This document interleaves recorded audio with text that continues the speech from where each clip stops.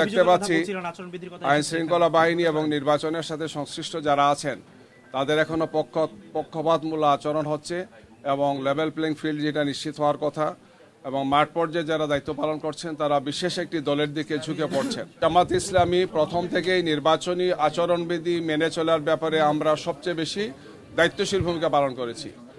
11 December যখন নির্বাচনী তফসিল ঘোষণা হয় আমরাই ঘোষণা দিয়েছি যে আমরা নিজ দায়িত্বে নির্বাচনে যে সমস্ত প্রচারণা বা প্রকাশনা সামগ্রী ছিল আমরা নিজ দায়িত্বে সেগুলো অপসারণ করেছি, খুলে নিয়েছি। নির্বাচন কমিশনের জন্য আমরা অপেক্ষা করিনি।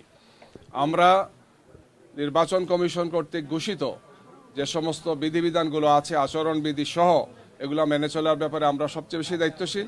এই সমস্ত অপপ্রচার চালিয়ে বাংলাদেশ জামাত ইসলামীকে, দাঁড়িপাল্লাকে, আমাদের 10 দলীয় ঐক্যকে বিনষ্ট করার জন্য একদল লোক এই চেষ্টা চালাচ্ছেন।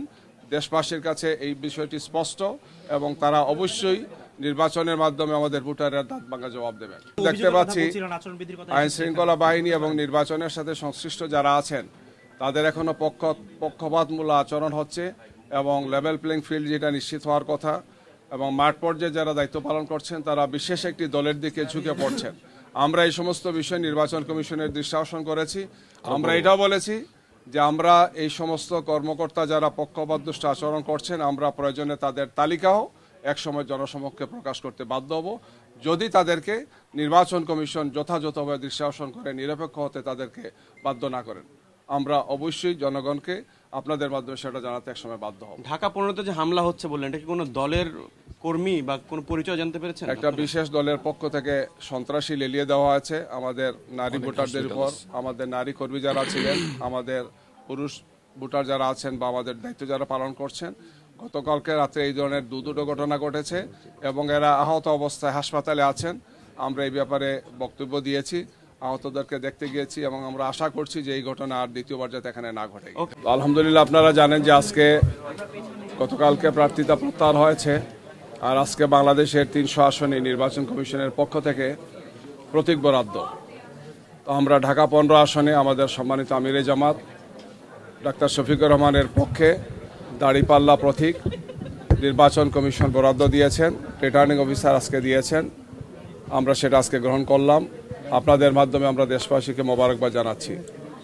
আমরা আশা করছি যে আগামী 12 ফেব্রুয়ারি যে নির্বাচন, অত্যন্ত গুরুত্বপূর্ণ এই নির্বাচন, যে নির্বাচনে ত্রয়োদশ জাতীয় সংসদের প্রার্থীরা অংশগ্রহণ করবেন, একই সাথে এই নির্বাচনে আমরা গণভোটের মাধ্যমে দীর্ঘ সময় নিয়ে যে সংস্কার প্রস্তাবটা পাশ হয়েছে সেটার আইনি ভিত্তি হবে, সেটা বিজয়ী হবে হা ভোটের মাধ্যমে ইনশাআল্লাহ।